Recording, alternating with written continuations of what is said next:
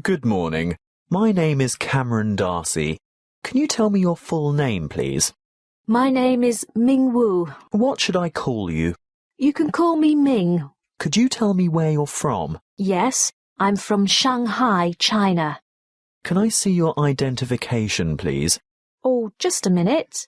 Here you go. Thank you. Now, in this first part, I'd like to ask you some questions about yourself.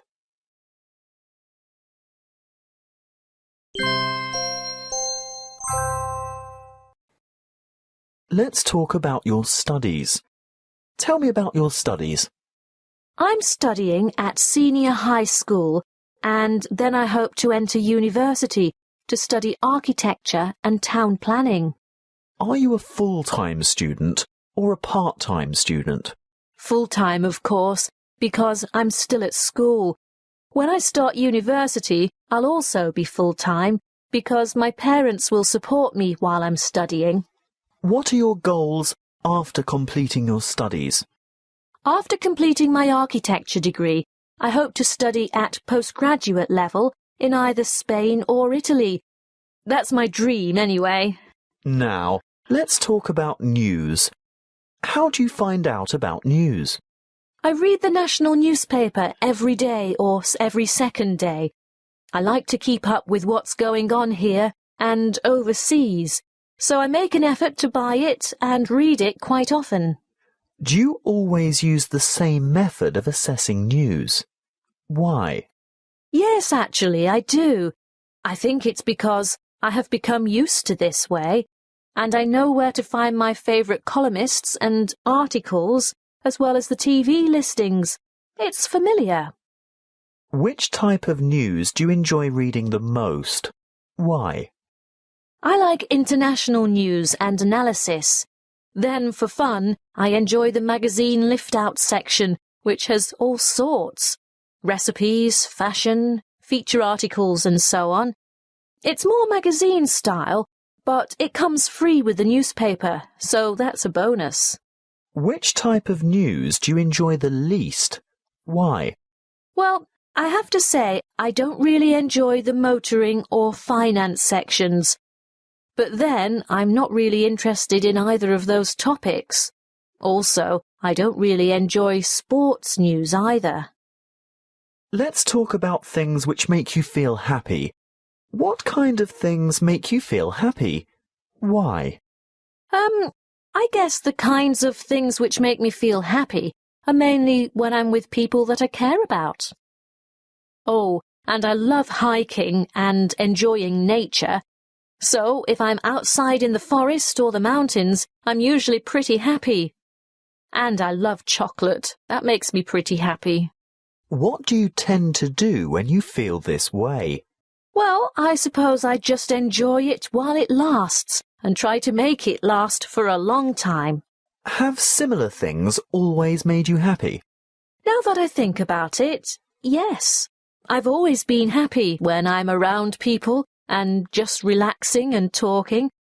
Of course, when I was a child, I wasn't able to go off hiking or anything, but I still used to enjoy beaches and parks, so I enjoyed the outdoors that way. Do you feel it's important to feel happy every day? Why? Definitely. I mean, not all day, every day, but I do think it's important to have some happiness in a small part every day. Otherwise, life can get you down a bit. So I think it's good to know what makes you happy and seek it out.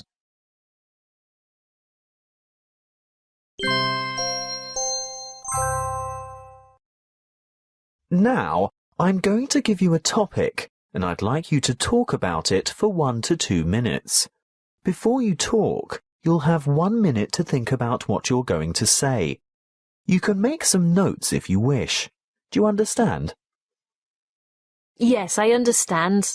Here's some paper and a pencil for making notes, and here's your topic. I'd like you to describe a famous person who you would like to meet. Thank you.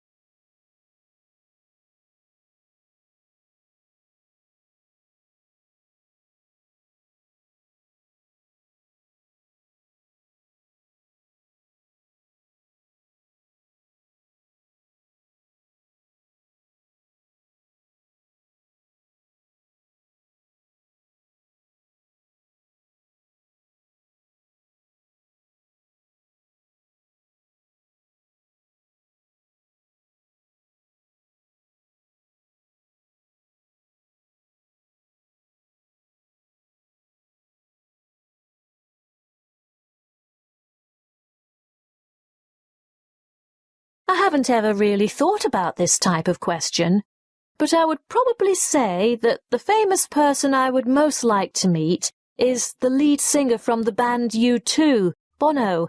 I've always really loved this band ever since I was just a kid, and I think that his campaigns for social change are quite inspiring.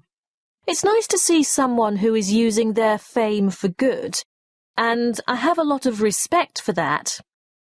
So he's famous for his music and also for the work that he does, including his work with Oxfam and the Make Poverty History campaign.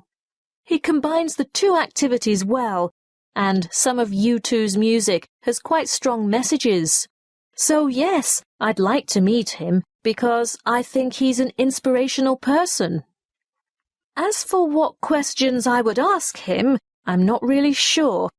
I'd like to know a bit about his private life, I guess, as he's always been very private and guarded about his family and wife and children, so I'd be interested to hear about them. I guess I'd also be curious about how the band has managed to stay together for so long in an industry which is renowned for breakups and instability, because they've been together for over 20 years, and through several big changes in music style. So I'd be interested in the dynamics of the band and how they all get along and what their creative process is like, and why they think their music resonates with so many people. Yes, actually, I'd have a lot of questions. But I'd also want to know his ideas about ending poverty and how he thinks that might happen within our lifetime, and to learn a bit about that. However, I don't think it is particularly realistic that I would ever get to meet Bono. But I have been to one of the concerts and seen him on stage quite close up. In saying that, my best friend is a music journalist, so who knows, maybe one day I'll get a VIP backstage pass and get to chat with him. I hope so. I think I'd be quite nervous. But then, famous people are just people like everybody else, aren't they? Thank you. Have you ever met a famous person? Yes, a few local celebrities, but nobody really famous. Do you like to read about famous people? Not especially. Just if I'm reading a magazine in line at the supermarket or something.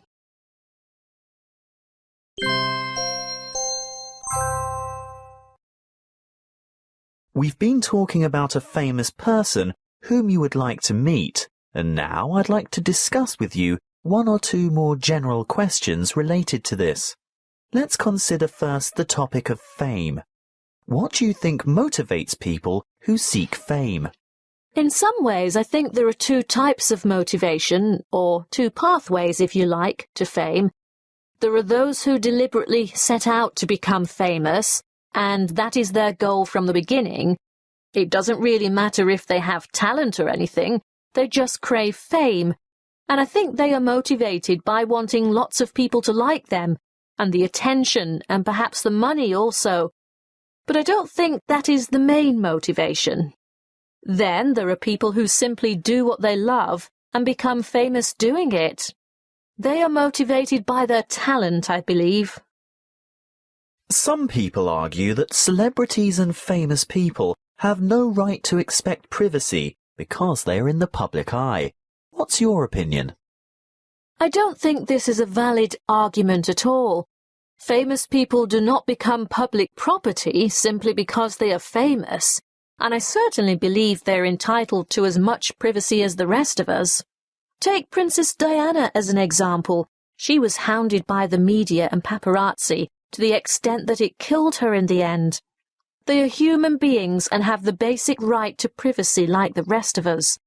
The only exception to this would be related to politicians and information which the public needs to be aware of in order to keep them honest. Many celebrities have begun using their fame to raise awareness of social issues. Do you think this is a good trend or a bad trend? I think this is a positive trend, but I also think celebrities have to be informed and knowledgeable about the issues they claim to believe in, rather than just lending their names to causes they know nothing about in order to promote their own profile. They can't just use it for their own gain. They have to be genuinely concerned.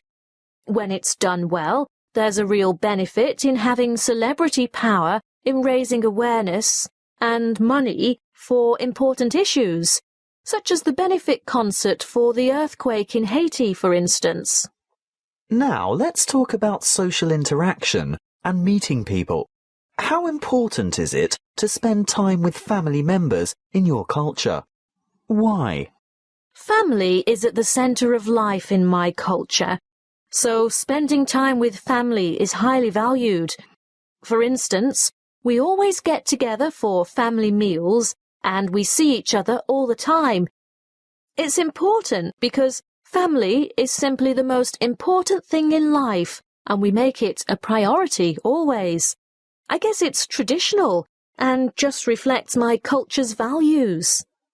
How have the ways people socialize in your country changed over time? Why do you think these changes have occurred? I think the old ways of socializing are still alive and well. For instance, networks through family and friends, school and university, sports clubs and so on.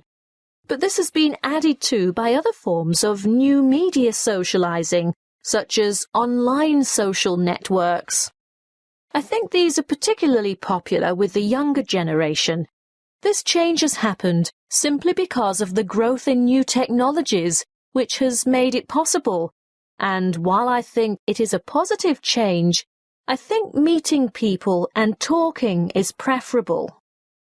Some members of society feel isolated and alone.